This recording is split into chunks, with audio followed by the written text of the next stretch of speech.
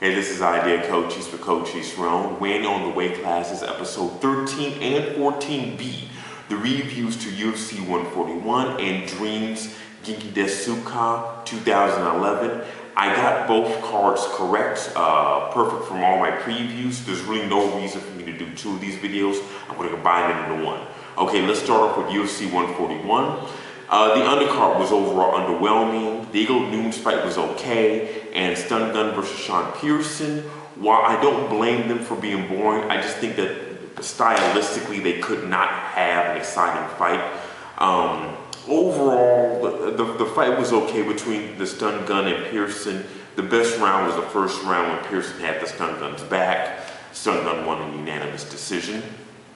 On to the main card. I'm going a little bit out of order here because I want to talk about the two fights that I did not preview. That was the John Fitch versus John Fitch versus Johnny Hendricks and Gustafsson. I'm sorry if I get his name wrong. Versus Matushenko. I both felt that those fights could have went on a little bit longer, especially since Vladimir was intelligently defending himself during the onslaught that Alexander was giving him. Okay, as for Finch, this is probably I don't know how to say this. It's not the worst thing that could happen to him. I think it actually could be a good thing because it gives him a new route to the title shot. By taking a step back, he can face new opponents and then kind of change his image a little bit to where he become once again the #1 contender instead of hovering over and the second best welterweight going on right now, which he's been doing for the past couple of years. That being said, Finch does have to finish some fights in order to do so, become more of an exciting fighter. Now let's go into some of the cards, some of the fights I did pick. Nan Fan versus Jim Hendricks, and the thing is, I thought, I'm sorry, not Jim Hendricks, Jimmy Hedges. I really thought that Jimmy Hedges was going to submit Nam Fan in probably the first or second round. It ended up being an ass whooping.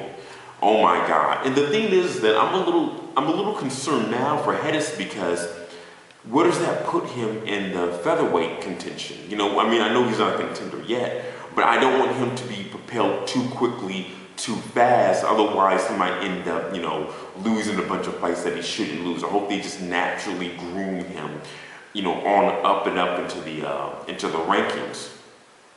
I was very surprised how tall that guy is. That guy, Jimmy Hedges, is a tall dude, and he has some pretty sick judo throws. I was amazed that Nam Fan actually survived the entire fight because the first round was pretty bad for him. Props to him for staying in the game as long as he did, but I think he's probably the featherweight version of Dan Hardy now. Cerrone versus Diaz. The Cowboy has no one to blame but himself for not moving his head more, and there was absolutely no adjustment from the middle of the first round all the way to the end of the fight. It was like the same thing over and over and over again. And the thing is, in part this is because of Nate Diaz's increased accuracy with his hands, but the kicks was working for the Cowboy, and he just wasn't connecting with them enough.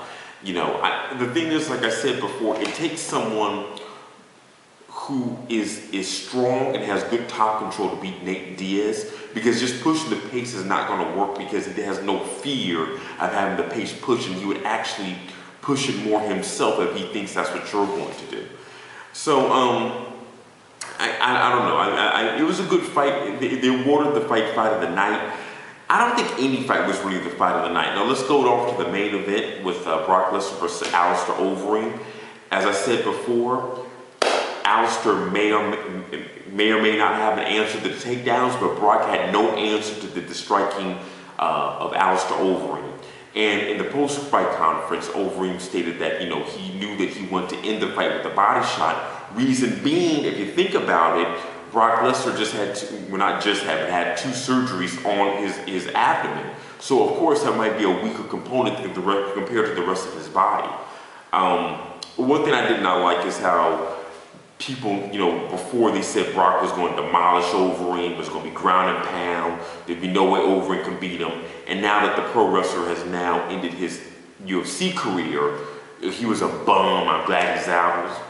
Please, guys. I mean, you know, if you're going to stick with the fighter, stick with them, please. I don't think he's going to WWE just yet. I think that the sour taste of the past 2 losses for Brock Lesnar needs some time to heal before he goes back to the WWE, if that's what he does do. I don't know what he could do because we don't know the extent of how bad his disease is. But all in all, I've been a big fan of Brock Lesnar ever since his OVW days before WWE, and I wish him all the best. Okay, now let's get into the Dream, Genki Desuka. Okay, there's Hideo Takoro versus Yusuf Saldivier. I'm sorry if I'm pronouncing that name wrong.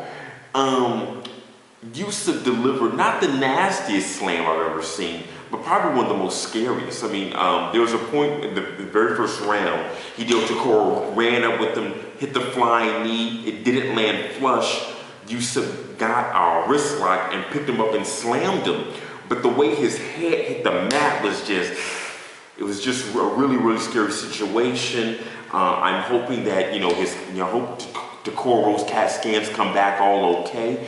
And this is kind of a very sour note to end the year for Takoro, seeing on how the first half of the year started off so well. Going on later to another featherweight bout with Kawajiri winning his 3rd straight fight and his 3rd finish against Miyata via arm triangle. It's a really good sub for Kawajiri, mainly because he has short limbs, but he's always in mount. So, arm triangles or transition to side control and giving Kimura very good submissions for someone with his stature. And it seems like he's in line for the next challenger he's in line to be the next challenger for the featherweight belt. And I hope to see that happening. There was also the women's fight that took place, Megumi Fuji versus Carla Benitez. It was a very, very quick fight. All I know is that Megumi did this weird head under the opponent's waist, like double waist turn sweep. I don't even know what you call that. It was very inventive, and it ended up with a submission with her. I think when it comes to women's MMA, for it to really gain some back, there has to be more of it within the cards. I don't think you can just have one women's fight per card. There's the same problem with Strikeforce. I think some people are actually starting to get behind it, but now Zuffa has taken over. I don't think women's MMA is going to be taken off in the States anytime soon. The Bantamweight tournament. Banuelos upset Inimari and faced Bidibano Fernandez in the final, but the Flash, that's Bidibano, made quick work of him. The tournament as a whole was actually kind of meh. Banuelos made a name for himself, not just by beating Hideo Takoro and Inimari, but having some of the more exciting fights of that tournament. Bidibano Fernandez is once again a Dream champion. Really good fighter. I like the guy. I would like to see him come to the States at some point. Alright, Sakurai whooped on Ryo Shonen's ass. That was the Sakurai that I would like to see as the Dream Multiweight champion. A motivated Sakurai. He came in there to fight this time, and part of the past 5 or 6 outings, that has not been the case for him. Alright, so there's really nothing to say more about that. The pro wrestling fights were actually quite entertaining. The best one was Vegeta versus, God, I forgot the guy's name, but he was a semifinalist in the 2010 K1 Grand Prix. He's the one who lost to Alistair Overeem, who became champion because of it. Arties or something like that. He put him in the walls of Jericho, or some people call it a Boston Crab.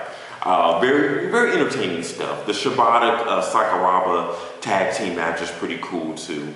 It was just so weird to see that in this day and age. It was the Japanese strong style professional wrestling, meaning people actually do get hit, but they know who's going to win and lose beforehand, like all pro wrestling fights.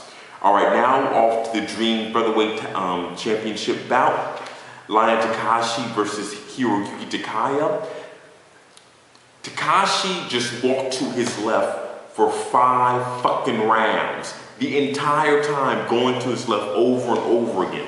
Takaya was trying to engage, but the challenger wouldn't let him. The challenger of all things would not let the champion engage him in a fight. And the thing is, Takashi was so accurate with his punches that he dropped Takaya a couple of times in the fight, gave him a very bruised eye, bleeding, but he just refused to fight over and over, and Takaya's volume of punches offset all the accuracy that Takashi had for him. It's pretty bad when the Japanese crowd boos you. Plus, with Takashi was somehow the favorite in this fight. I have no idea why. Big up to Takaya for trying to finish the fight the entire 5 rounds, especially in the final round, even though he could have easily coasted that one. Good outing by Takaya. All right, now to the Dream Lightweight Championship bout between Kitaoka versus Aoki, the champion. I was very surprised to see just how tall Aoki is compared to Kitaoka. Usually, Aoki, you see him on the ground, or you see him slouch over, and he's in the clinch being very, very low. He actually fought tall in the small amounts of time that he was using to striking, and and I was just very surprised. Like, the guy's like 6 feet tall for a lightweight. That's humongous. I mean, that's a really, really big lightweight. I'm 6'2". The grappling itself was canceling each other out. The most exciting round of the fight was probably the first round with the transitions. Kitaoka at no point really put Aoki in any sort of danger, but I really do like he showed a lot of heart, especially in the 4th round, where there's a couple of times Aoki had these chokes in pretty deep and he just wouldn't tap. And with Aoki striking, of all things, he bloodied up Kitaoka's nose, which made it actually very difficult for him to breathe in rounds 4 and 5. And in the way the camera had the mic, it was just sort of this nasty breathing sound. Oh, very, very visceral fight. I don't know how a lot of other people would like it, but at no point was Aoki just laying on top of Kitaoka. The entire time, he was looking for the finish, but since they know each other so well, and Kitaoka was a very versed grappler himself, it just canceled each other out. I guess they're not friends anymore because the 5th round, Aoki went for the give the guy a high five. Kitaoka just socked him right in the face. All right, so off to the main event: Fedor versus Satoshi Ishii. Satoshi Ishii, biggest bust in MMA. Period. I don't understand how this guy is so bad. Judo, world class, gold medalist, 2008. Trained at Extreme Couture, trained at American Top Team, trained at Black House. And it's like you know all the people who talk shit about fighters, and then you go on the forums and you have the people on the forums saying, well, oh, if you had to fight this guy, you would be a bitch. It's kind of like if one of us had to fight Fedor, that's how we would have fought. I don't know any boxing instructor that tells you to keep your hand like this the entire time. Some Muay Thai fighters fight like this, and you've seen Shogun do it, but it's to keep your elbow out. When you keep your elbow in, this pretty much nullifies your entire arm, whichever one you have close to your head. It's a defensive maneuver. It's a reactionary defensive maneuver. You don't stay in this stance the entire time. And I don't know why he was blocking his why he was blocking his left so much, because I mean, of course you're going to get hit with the right hand at some point, but he didn't even seem like he wanted to. It really seemed like he had no idea what he was doing, as if he was a rookie again, as if that this was back in 2009 when he debuted.